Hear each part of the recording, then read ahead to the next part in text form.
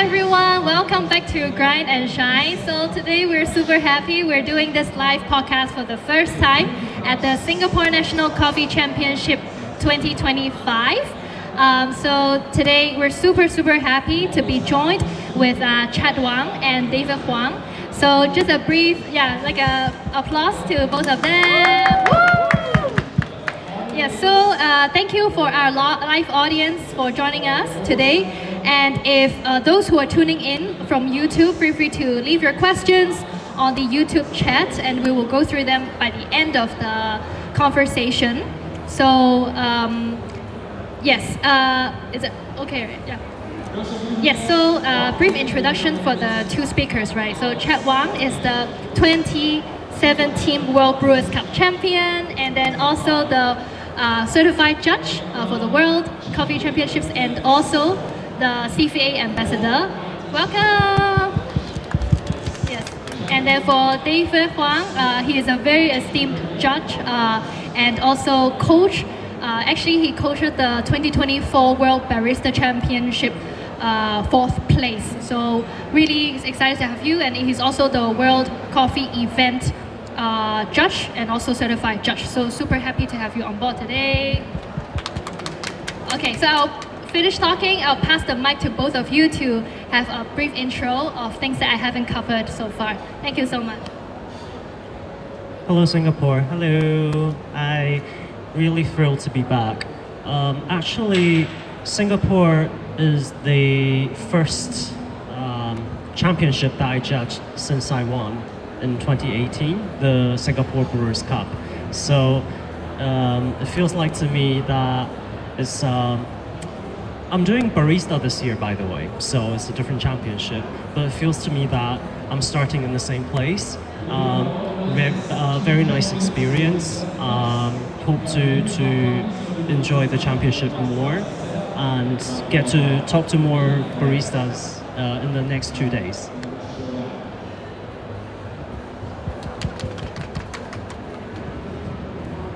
Oh, welcome.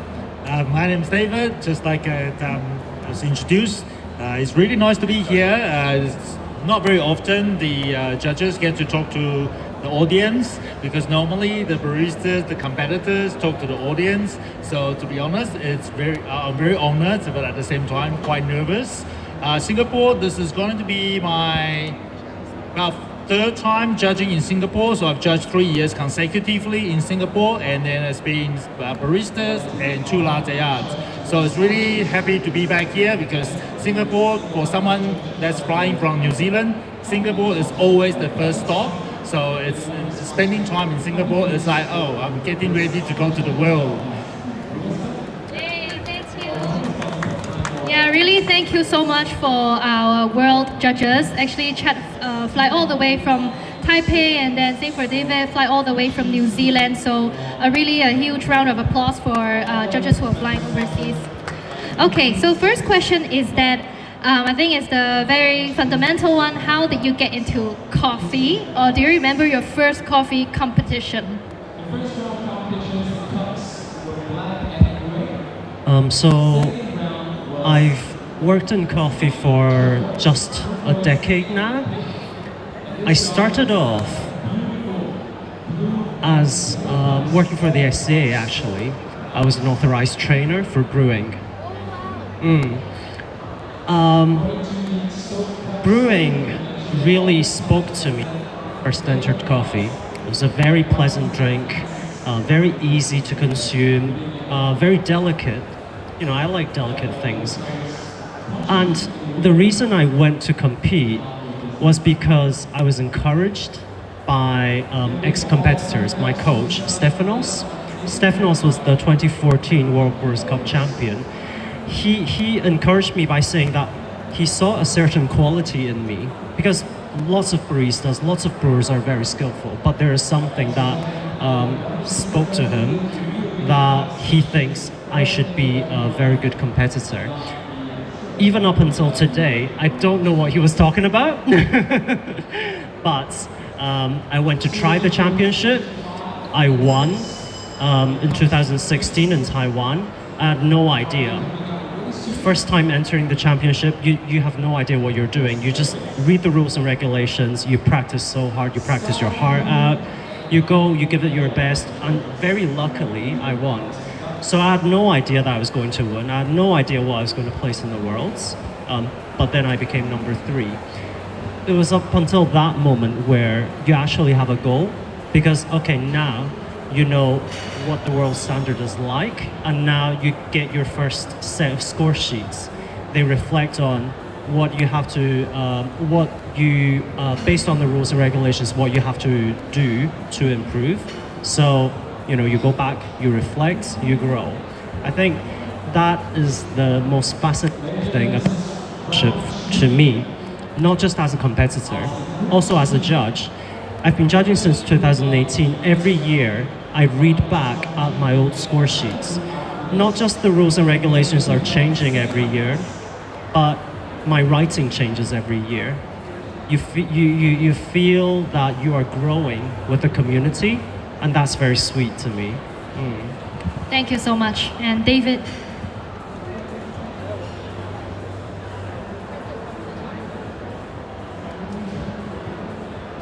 That was what we call technical timeout. So, that was a very interesting journey from Chet. I think I came from a very different background. I worked myself basically from ground up. So I was in uni, I was enjoying coffee, just like lots of uni students. You enjoy coffee while you're doing your assignments. And then, so I started really getting into coffee, and I really wanted to learn how to make coffee. So as a friend of mine bought me a coffee machine as a birthday present.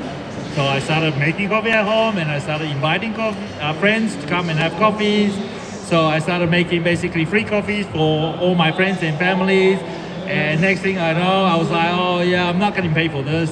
So I should probably get a paid job making coffee. So that was back in 2000, and the journey started over there. And yeah, it's been a long time, moving from sort of home barista, and then becoming more of a, what I call back then, the professional barista. And then I competed for 7 years in a row as a barista as well as latte artist. And 2011, I sort of made the switch and started judging in both barista and latte art in New Zealand. Thank you so much, David. So next question is for Chad, right? So after you won the 2017 World Brewers Cup, how did that change your approach in coffee? Like, did they change, apart from the score sheet you just mentioned, and then that improvement, which is super sweet to improve with the community, are there any other changes in how your perspective in coffee? I think everything. Because as a first of all, as an instructor, as a competitor, we're thinking about only coffee quality, how to improve.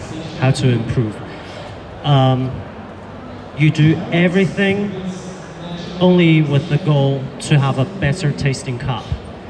But what I chose to do after the championship was that I opened my coffee shop, VWI. So now I have 3 shops, all in Taiwan, Taipei, Taichung, and Taoyuan Airport. And then you have to start thinking about cost, management, quality control, everything. So I think there is so much more to a coffee business than just making delicious coffee. That was something that I learned in a very hard way, because I opened my shop in 2018, and as we know, 2019 it was COVID. So up until now, I'm still paying back my bank's loan. But I think there is so much different perspectives and different ways that people can approach coffee. I'm really having more of an open mind nowadays. I drink everything. I drink from commercial grade to dark roast to light roast. I'm starting to appreciate a lot more different flavors in coffee, and I'm starting to really talk to every customer and accepting that there's not just the competition that delivers good coffee. The best cup is the cup that people like. So lots of different ideas now. after opening the coffee shop. Yeah, that's a really good point. Because competition is one standard and one definition of what a good cup of coffee is. But if you look around the world, there are actually other definitions of what a good cup of coffee is. And yeah, I think Chad also mentioned that his coffee journey may be expanded a lot more after his championship that he opens his shop. So also the reality check of running a business is so different from joining a competition and carving that, the 10 minutes on the stage, right? So I think it's a huge learning coffee growth for Chad as well. David, and then for you, right? Actually, like you were the coach of last year 2024 World Barista Championship 4th place, Honoko, right? So as a WCE World Coffee Event rep, how does that inform your approach in coaching? Like how do the sort of like anything align in the approach or similarities that help in your coaching? I think maybe not so much of just the rep, but the ability and the opportunity that allows us to travel and see what happens behind the scene, both as the judge as well as rep, who is not just judging but often is assisting the national bodies. So that really helps us to understand the format as well as the structure. Obviously have a much deeper understanding of how to use those rules and regulations that's written by WCC. All those in-depth knowledge help us to assist the baristas. Of course, Honoka is someone that is very genuine, and when I saw that in her, I was like, I want to bring this genuinity to the world stage. I want someone that can really connect with every person, not just coffee people, to be ambassador for coffee on the world. Definitely, there's a very good sharing that you see the quality in Honoko, that how genuine she is, and that should be sort of like the coffee representative of how approach to coffee should be. Yeah, for sure. Yeah. Thank you so much. And then next question is for our online audience, don't forget to ask your questions on the YouTube chat. We'll go through them at the end of the live. Okay, next question is from your experience, both of you, right? Judging everywhere and also competing everywhere around the world. Any funny like cultural elements you can share with us, or like different country, how do they approach coffee?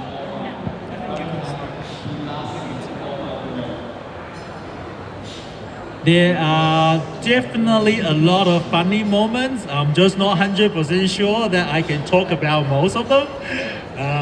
But yeah, I think one of the things that we need to recognize as country, as we travel through different countries, is that many countries are quite big. And within those countries, they have different cultures. And those different cultures cultivate different kind of brewing sort of habits or drinking habits. And that's all interrelated in a very deep, sentimental way. And we as we travel, we need to recognize that.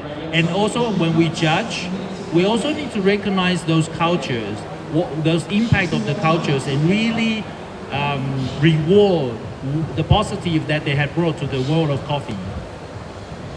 Thank you for sharing. And Chad. To me, it's because I haven't actually traveled in many countries, mostly in Asia, some in Europe. I don't really go to the States a lot. I've never been to New Zealand. I'd love to go. But something that we do realize is that quality is recognized usually globally in the specialty coffee community. The real world, though, people see coffee in a very different perspective. And that's what I enjoy most when I go to different countries to have their coffee. Yesterday, I tried to order 椰糖咖啡. Yeah, what was 椰糖咖啡?椰糖咖啡? Oh, 椰糖, coconut sugar. Yeah. I couldn't, or I didn't get it. It was sold out. But I tried to order from this very small 路边摊. Like a street store. Yeah. I really wanted to experience that. Having Kopio in Lubiantan. So that's something that I do when I do go to other countries. I don't always go to the famous coffee shops to have their national champions beverage. Sometimes I think culture is very fascinating when it's at its, when it's down to earth and when it's everybody's having this coffee here. Got it. And for David, any lasting impression that a particular country that brings you? It can be memorable, it can be touching, it can be funny, anything. I would say that traveling through Asia in general, you really recognize the difference in how different people, different culture, different micro communities enjoy their coffee. Like this morning, I was doing exactly what Chet wanted to do, sitting on the street, enjoying my kopio, and I was like, because last week I spent some time in Malaysia, so I was like, oh, I'm gonna go up there and I'm gonna order some cham. And then I looked at the menu. I was like, oh, there's no cham. Oh, they call it yin yang here. So it's understanding. Oh wow. So as soon as you cross the border, even though the culture is so similar, they starting to enjoy different things, the same things, different way. Yeah, so Kopi O is the national coffee of the Nanyang, Singapore scene, coffee scene. And then same for other Southeast Asia countries, there's Vietnamese coffee, and then there's Thai coffee, and then obviously like not the most expensive quality of coffee is the best. Sometimes it's like a street store coffee can be also very good and should be appreciated as well. Okay, into our advice, right, for competitors and for judges. In your perspective, for aspiring competitors who are joining next year in the Singapore National Coffee Championships or even other countries, what do you think separate a good competitor versus a not so good competitor, or how can people be advancing their step up their game in competition? This is what I told myself when I was world number 3. If I do better than myself, I am eligible to be runner-up or champion. So for every competitor, don't try to compete with anyone else. Don't try to compete. Don't think about the competition as that you are trying to beat all these people. Think about it in a way where you want to be better at coffee and you want to present the best version of yourself for the stage. I think that everybody can do if you have the humility to really see who you are, see your downfalls, and try to make something beautiful out of them. So that is my advice to the competitors and also to the judges, because one score sheet writing means one more experience for you. Writing many score sheets, persisting in this profession, I think will really reward you when you look back, like I do. When I look back from score sheets that I write 3 years ago, how have I improved on the writing? How can I encourage competitors more? And how do I write things that are not coaching, not within the, going against the rules and regulations, and still be very meaningful to the competitors? So that's something that everybody can practice as well. Thank you. My advice, half of it, Chet have already covered. Okay, I think competition itself often are recognized as sort of winner-loser kind of scenario. I don't think that's necessarily the case. I mean, you obviously there's gonna be a winner, and there's gonna be a whole bunch of people that didn't win. But that's not the essence of competition. The competition is here to promote excellence and self-discovery. So what Chen has covered is pretty much what it is. And the betterment of yourself is what we're seeking.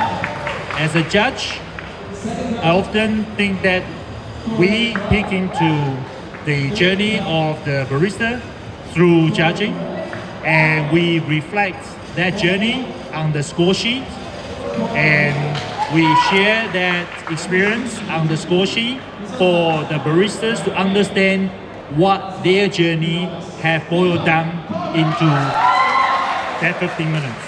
So it's an important role that the judges need to understand, and it's important perspective that the competitor need to understand. How are they going to approach that boiling down of what they've learned, what they've gained over years of practice, learning, career, whatever that is, and then present it to a group of people that's equally passionate as they are. Thank you so much for both of your advice. So before we hand over the questions to the floor, my last question is for any one who cannot make it to finals, today or yesterday, they might feel discouraged or what is one thing you want to say to them?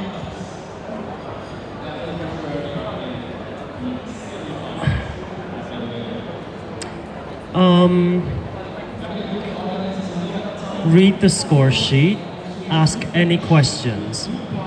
Don't leave the competition with some doubt in mind. The judges who will be there to do the debriefing cannot tell you what to do, but we will try to inspire you to think about how you can improve yourself. So do take this opportunity very seriously, and do ask as many questions as you like. And at the end of the day, the competition is a competition, and the competition is a game. So we are serious about this, but not to the extent that this should affect anybody's life. Thank you. David? I am thinking about this advice because I have a lot of advice in my head, so I'm trying to boil it down. I think Can continue after the session to grab David for a chat. Please do ask me questions, and then now we can have more specific advice. But I think reading score sheet is important. I think come to the competition, especially during the debrief, with an open mind, and understand that the judges and the entire panel, including the national body of Singapore, if we're talking about Singapore, we're all here for you. We're all here as one. We are Team Coffee. It is not barista versus the judges. It's a team of passionate people. So, come and join us, and join us in debriefing, and then just ask questions, and then have fun and enjoy yourself. Thank you so much, both of your time. So now we could tend to the floor. Any questions? And before you ask a question, if you can introduce yourself as well, because I think we're a very close community anyway. Okay, yes. Hi guys, thank you for coming over. My name is Ben, and I work for 611 Private Limited. So we are the official distributors for Fellow, and as well as Kalita and Origami in Singapore. So the questions I have is basically, it's a very simple question. I think a lot of people can think about that as well. Is there a coffee bar or a cafe in Singapore or around the world that you consistently go back to, habit, or perhaps you leave learning something about the place or about what they do that you feel that you can apply it to work or in your life? For example, for me, I love Weekenders coffee in Kyoto. For the coffee, it's light, it's juicy, it's gentle. And on top of that, I think the moss garden and the atmosphere brings me a sense of calm with my coffee beverage. And is there a place like that for you in the world that you consistently go back to? Thank you for the question.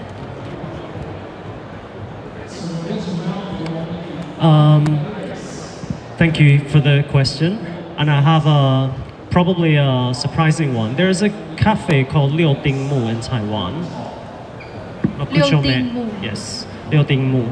It's a Taiwanese coffee shop, but it's Japanese style. I go back there constantly, probably once every month, for their imported Japanese tea and curry. They buy their I love curry. It's nice. They buy all their spices from Japan. They make authentic Japanese curry. I recommend that this coffee shop to anyone visiting Taiwan to go and enjoy their curry. It's in Taipei? It's in Taipei. Okay. Yeah. Can't wait to try. That is a really good question, but that is a really difficult question because over the years of the 20 years of travel, it is a very hard question. But there is definitely one place I keep on going back. That's my place, okay? Because I have to go back and work. One of the reasons that I would say that we don't have a cafe or anything, but often when I'm traveling around the world, we pick up bits and pieces, and I see sort of my work as a place that I can sort of gather ideas and then sort of just simmer down and then allowing me to just think about it and think about how I can talk to my customers about what I've learned around the world. Yeah. Thank you. Another question from the floor. Alan? Hi, I'm Alan from Yangho Specialty Coffee that competing in SLAC this year. As a competitor, and also you are both a seasoned barista and competitors and judge as well. I'm more concerned about I know we have a lot of practice before the competition, but one thing I cannot get rid of is my stage fright.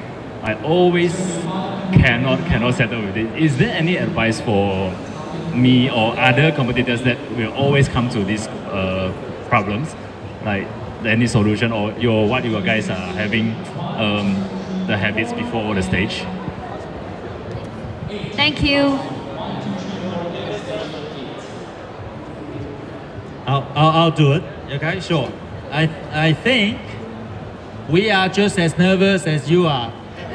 Okay, so I think the nerve just comes. It's nothing that it's not something that we can get rid of. Okay? It is part of the game. The reason that we are nervous is because we respect what we do. And we want the best out of ourselves and we want to achieve the best. And being nervous is part of the game.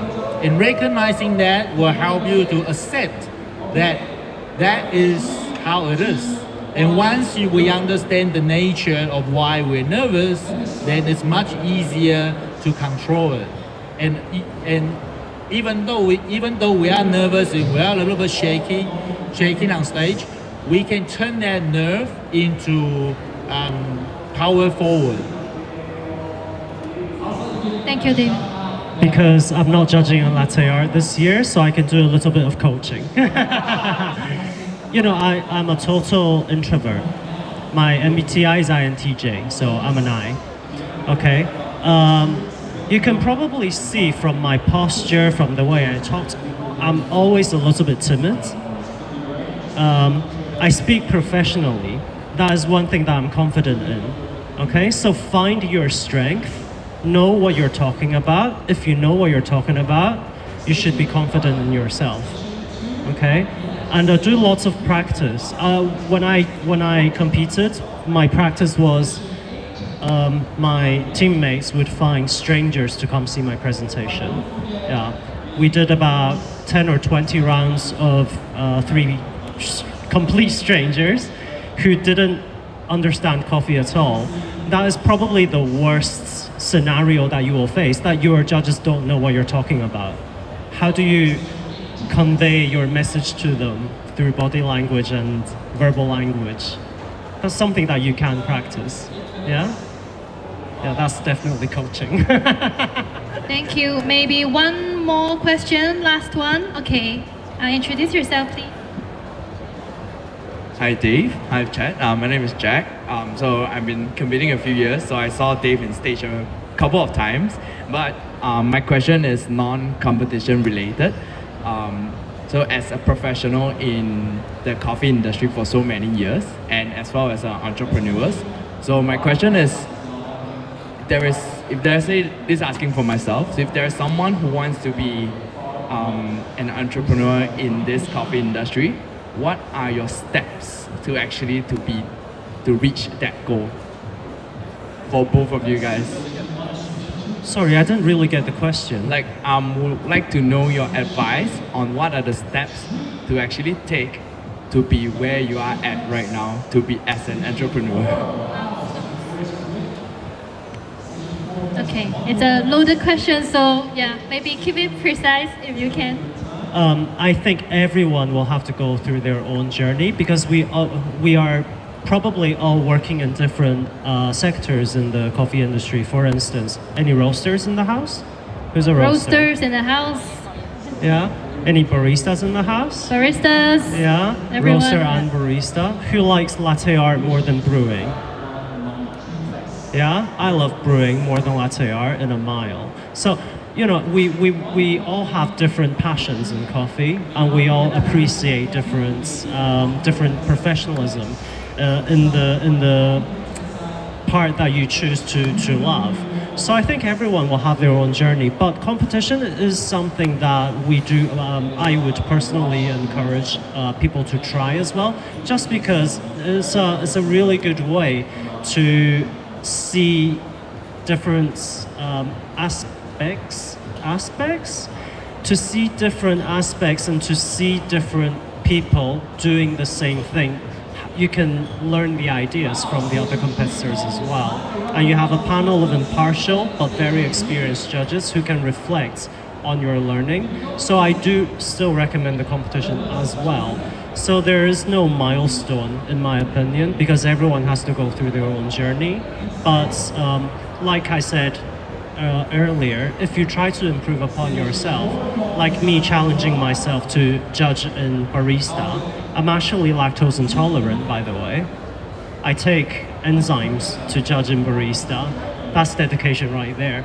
But I want to challenge myself. It's just something that I think I can grow in. What was your name again? Jack. I think you asked a really good question. And then it's one of those questions that people are afraid to ask is how do I get started, right? And I think one of the most important thing is first have the will, and then second have a goal, and then third take actions, baby steps, start small and build those baby steps towards the goal in the direction that you set out to do. No one knows what that journey is gonna be. No one knows how that's gonna turn out in results. And actually, no one knows whether those directions are right or wrong. Until you embark that journey, that's when we will find out. And that journey is for you, exactly like what Chet said. And that journey is for you. And do not let anyone else tell you that you should do this because that's what everyone else does. Be the best version of yourself, and then be the best version of yourself on your journey. Nice. I'm so motivated by this advice too. Just be the best version of yourself. Don't compare yourself with every other people. Our own journey is different, and that's what makes us very, very unique. Thank you so much, both of our esteemed speakers for today. So before we end, I'm gonna thank you, our sponsors who have been supporting our competition. So bear with me for a few 2 other minutes. So for our Barista Championship, our machine sponsors TNZ, grinder sponsor 64 Coffee, dairy milk sponsor CP Meiji, alternative milk sponsor Milk Lab, ice sponsor Scotsman Ice, and for latte art, Datsun Coffee Machine 64 Meiji, and then Starbucks Coffee. For our Timor Singapore National Brewers Cup will be our key presenter Timor, filter grinder sponsor Timor, filter bean balanced coffee, and then also Bun Hot Water Tower. For our cup tasters, balanced coffee, Timor, Stoke by Santino Coffee, Bun. Sorry for the announcement. Yeah, so that's it for today. And also our UCC Coffee, Hario Asia, Cafe Specialist Lucky Coffee, Kim Guang Guang, and also Grind and Shine Podcast. I hope that's fine. Thank you so much. Thank you.